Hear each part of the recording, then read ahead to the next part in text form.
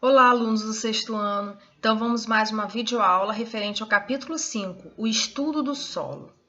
Então, a importância do solo ela é muito grande na vida da gente. É onde as plantas se desenvolvem, conseguem nutrientes, sais minerais, é onde chega o alimento, né? Através do solo, as plantas crescem, as verduras, hortaliças.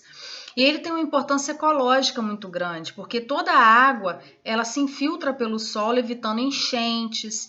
Então, quando vocês veem as grandes cidades, São Paulo, Minas Gerais, Rio de Janeiro, são cidades que têm muito asfalto. Então, ocorrem muitas enchentes também, porque o solo tem essa importância ecológica, onde a água se infiltra, evitando esses problemas na sociedade. Tipos de solo e suas características. O solo, então, é a camada, né, da crosta terrestre, que a gente costuma chamar de chão ou terra. É um elemento natural de muita importância para a vida de várias espécies, servindo de fonte de nutrientes, sais minerais para as plantas, por exemplo. O solo é formado principalmente por matéria mineral e orgânica. A orgânica são raízes, folhas, animais decompostos, formando a fração sólida. A água forma a fração líquida. O ar forma a fração gasosa. Então, tudo isso a gente encontra no solo. A entrada do ar no solo é facilitada pela ação das minhocas, tamanho dos minerais, ou mecanicamente pela ação dos arados que revolvem o solo promovendo a aeração. Então, tanto a minhoca quanto o arado, que é uma técnica de agricultura, eles tendem a remexer o solo, né? Revolvem o solo, e isso aí facilita com que a água se infiltre, com que os gases consigam penetrar e aí as plantas se desenvolvem melhor. Então, a composição do solo. 3 fases: minerais e matéria orgânica, a água e o ar. Por isso a gente diz que o solo possui um sistema trifásico. No entanto, as proporções de cada elemento que o constitui variam, principalmente de acordo com a natureza ou o tipo de solo. Uma das propriedades do solo é a porosidade, que está relacionada com a quantidade de poros, ou seja, espaços vazios que existem entre as partículas que constituem o solo. Então, se está vendo um solo arenoso, reparem que os grãos são maiores, então os espaços entre os grãos são maiores também. Isso ajuda a água a se infiltrar, os gases penetrarem. Isso aí faz com que o solo seja um solo com uma infiltração muito boa, que são o solo arenoso, né, que a gente encontra no mar. A onda vem e logo a água desaparece, porque a água se infiltra facilmente. Então, quanto maior a quantidade de poros, maior será a porosidade do solo, essa capacidade da água, do ar, né, penetrar. Solo médio, você vê que tem alguns espaços entre os grãos, mas são poucos. Então, o solo em que a infiltração ela se torna um pouco mais deficiente, né, da água, do ar. Então, aqui, ó, partículas minerais. Tá vendo os espaços entre os grãos? Olha aqui, o espaço está bem maior. Então, esse aqui é um solo muito poroso e muito permeável, como a areia, o solo arenoso. Aqui eu já tenho um solo poroso e pouco permeável. Então, o espaço desse aqui, você vê, voltando aqui, é bem maior, então a água se infiltra bem melhor, os gases, e aqui eu já tenho menos espaços. Então, isso é uma propriedade do solo. O que é permeabilidade? Refere-se a maior ou menor capacidade do solo se deixar atravessar pela água. Então, a permeabilidade é essa capacidade da água penetrar no solo.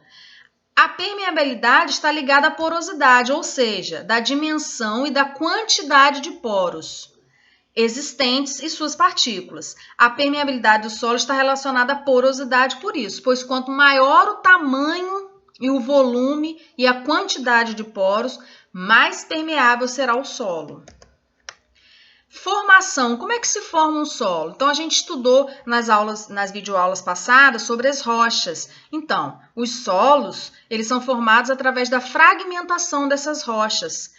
E como que essas rochas se fragmentam? Por um processo chamado intemperismo, que é a ação do tempo, da chuva, do frio, do calor, das raízes das plantas, de algumas substâncias químicas que algumas bactérias produzem, o vento, tudo isso ajuda na fragmentação dessas rochas formando o solo, que levam e demoram muito tempo para se formar. Então, intemperismo são mudanças sofridas na rocha matriz pela ação da chuva, vento, variação de temperaturas, o que eu acabei de falar. 1 centímetro de solo leva de 100 a 400 anos para se formar, gente. Então, galera, o solo demora muito para se formar na natureza. O intemperismo físico, que eu falei para vocês, que é o intemperismo físico? É a ação do tempo. Então, eu estou falando o quê? Da água, da chuva, do calor, do frio, das mudanças de temperatura que ajudam. Às vezes uma rocha está fraturada, então a água penetra ali, se solidifica, formando cristais. Isso ajuda a quebrar a rocha também, tá? O químico, a água com grande concentração de gás carbônico, alto teor de ácido úmico, que acaba por dissolver os vegetais. Promoção das reações químicas que resultam na alteração dos minerais e os componentes da rocha. O biológico, eu estou falando de quem? Das bactérias e das raízes das plantas. Então, o intemperismo biológico é a ação já dos organismos vivos. Então, eu estou falando de uma raiz, de uma plantinha que cresce ali e ajuda a quebrar essa rocha, de uma bactéria que vive ali e acaba liberando algumas substâncias corrosivas, ácidas. Então, tudo isso ajuda a quebrar a rocha, formando o solo. As substâncias orgânicas presentes no solo, ela tem origem de quem? Dos restos de plantas, animais e seus excrementos. Essa matéria orgânica se une à matéria inorgânica, como os fragmentos da rocha, formando o solo. Então, o solo é uma formação de sais minerais, de matéria orgânica, desses restos de animais e plantas, de água, de sais minerais que pertencem à matéria inorgânica. Então, eu tenho aqui, ó, número 1, uma rocha mãe, está vendo que ela não sofreu alteração ainda. Depois ela vai, 2, 3, 4 em diante, ela vai sofrendo intemperismo. Então, quanto mais ela sofre intemperismo, você vê que aqui o solo maduro é um solo que tem uma camada rica em humus, né? E esse humus é essa mistura de matéria orgânica, o que torna um solo muito rico e as plantas desenvolvem-se muito bem, porque um solo que a água se infiltra bem, os gases encontram matéria orgânica para a planta se desenvolver. Então, a rocha mãe começa a ser degradada pelo intemperismo, tanto físico quanto biológico, né? Que a gente acabou de falar. Os primeiros seres vivos começam a aparecer ali. O solo já tem uma camada de vegetação, né? E as vegetais começam a se desenvolver bem. E as camadas? Então, eu tenho a camada que a gente se encontra, né? Que nós, todos os seres vivos, é a camada O, camada orgânica superficial. Depois a gente tem o horizonte A, formado de fragmentos de rocha, matéria orgânica e humus. Camada B, camada mineral pobre em matéria orgânica, porém rico em compostos de ferro e minerais existentes, como o quartzo. Horizonte C, camada mineral pouco ou parcialmente alterada. E o horizonte ZR, que a gente chama de rocha-mãe ou rocha-matriz, que não foi alterada. E ela é que deu origem ao solo acima. De acordo com os materiais que constituem o solo, eles podem ser classificados como arenoso, argiloso e umífero. Esses são os principais tipos de solo. O arenoso é um solo com os grãos, né, muito maiores. Então, os espaços entre eles ficam maiores. Então, um solo que a água se infiltra, que é uma beleza. Como a areia da praia, né? A onda vem, bate, a água se infiltra com muita facilidade. O umífero é um solo muito fértil, tem uma coloração escura. E já o argiloso, ele contém quantidade de argila, pouco permeável, os grãos já são muito juntos, então a água não consegue se infiltrar, esse solo empoça com facilidade. Então, o solo arenoso contém uma grande quantidade de areia, são muito permeáveis, secos e pouco férteis. O umífero, bastante fértil, Ele consegue penetrar bastante, reter bastante água devido à quantidade de humus e contém certa quantidade de areia e argila. Então, esse solo é um solo muito bom para o desenvolvimento da maioria das plantas, porque cada planta se desenvolve melhor em um solo. Então, você vai ter plantas adaptadas a um solo arenoso. Você vai ter plantas adaptadas a um solo argiloso, que gosta mais que o solo argiloso empoça a água, né? A cana-de-açúcar é um exemplo aqui da nossa região. E você vai ter o solo umífero. Esse é essencial para muitas, 80% das plantas, porque ele a água penetra bem, tem muitos nutrientes, tá bom? O solo arenoso, ele tem essas características, o argiloso, então, solo argiloso contém grande quantidade de argila, são pouco permeáveis e a água se empoça quando chove. E são recomendados para a agricultura. Um umífero muito fértil, retém muita água e tem argila e areia misturado nele. Então, arenoso contém mais areia, então confere assim uma maior permeabilidade, pois os grãos de areia são maiores, permitindo que a água seja absorvida com mais facilidade que os outros tipos de solo. Porém, ele está mais sujeito à erosão. Então, bate um vento, os grãos vão para tudo quanto é lado, ficam soltos, né? É um solo claro, tendendo ao amarelo. O argiloso é constituído de 30% de argila, com relação às outras partículas sólidas. São partículas finas, por isso é menos permeável, ou seja, não permite que a água passe com tanta facilidade. Ele fica encharcado também em período chuvoso e seco. Quando seco, fica mais compacto e sua porosidade diminui. E a consequência é o solo ficar menos arejado e ele costuma rachar. Capacidade de reter água e nutrientes aumenta à medida que as partículas do solo diminuem de tamanho. Então, você está vendo aqui, ó, o grão maior tem mais espaço, então a água consegue penetrar. Quando o grão é menor, não tem quase espaço, então a água tem dificuldade de penetrar, tá? Então, eu tô falando aqui do solo arenoso e dos que tem menor partícula do solo argiloso. Solo argiloso, eu tenho o exemplo da terra roxa, ela é avermelhada, ela tem origem da decomposição de rochas basálticas, muito utilizadas na agricultura para plantar café, algodão, laranja, cana-de-açúcar. Solo umífero, rico em humus, como a gente falou, vegetais, folhas, raízes, derivados da matéria orgânica que foi reciclado pelos agentes decompositores, como fungos e bactérias. Exemplo que é o humus, né? Produzido pela minhoca. A cor é escura, também conhecido como terra preta, muito utilizado na agricultura e tem muitos nutrientes para as plantas. E ele é bastante poroso e tem uma boa aeração também.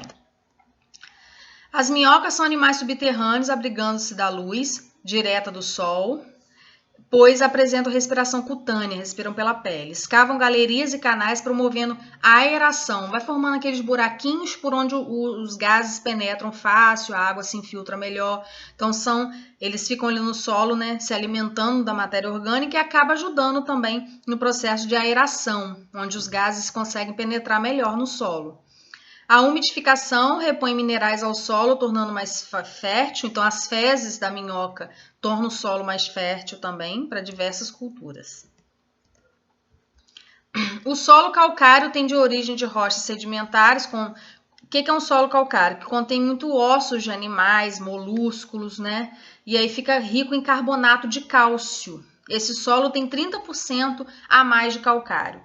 Dele é retirada a matéria-prima para o cal e o cimento, que a gente usa nas construções. Geralmente possui uma cor esbranquiçada.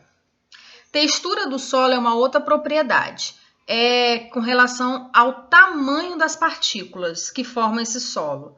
O estudo dos solos é realizado por intermédio do ensaio de granulometria. Como a gente mede esses grãos? Esse estudo se refere à proporção relativa das classes de tamanho de partículas do solo. Então, tem a areia, a argila e o silt. O que é o silt? A gente encontra na beira dos rios, esse solo. É uma substância mineral cujas partículas são mais finas que o grão de areia e um pouquinho maiores que o de argila. Ele a gente usa muito em construção, tá, gente? A influência da textura. Então, você tem um solo argiloso com uma textura bem fininha. E já eu tenho o arenoso, que os grãos são bem grossos. Então, o argiloso, quais são? Retenção de água elevada, então prende a água, não consegue se infiltrar. Já o arenoso, a retenção de água é baixa, ou seja, a água consegue penetrar com facilidade. Então, aqui, circulação de água difícil no arenoso, em poça, né? Já no argiloso, desculpa. Já no arenoso, a circulação é muito fácil, muito rápida. Coesão elevada, então os grãos são muito próximos uns aos outros, então a água, os gases não conseguem penetrar direito. Já que eu tenho uma coesão baixa. Consistência plástica e pegajosa, quando molhada, e quando seca ela é dura. E já o arenoso, a consistência friável, seco ou molhado. Ou ele está muito seco ou ele está muito molhado. No argiloso, porosidade total maior. No arenoso, porosidade total menor. No argiloso, microporosidade maior, né? Então, as partículas são menores. Agora, já no arenoso é macroporosidade maior, então as partículas são maiores. No argiloso, a aeração é deficiente, então não tem muitos gases sobre o solo, no interior do solo. Já no arenoso, a aeração é boa. No argiloso, difícil preparo mecânico, pouco lavados e mais rico em elementos fertilizantes. Já no arenoso, fácil preparo mecânico, mais lavados e mais pobres em elementos fertilizantes. Então, o solo arenoso não tem quase nutrientes para as plantas. E aí, vocês aguardem a próxima videoaula para a gente poder conversar mais um pouco, tá? Um beijo!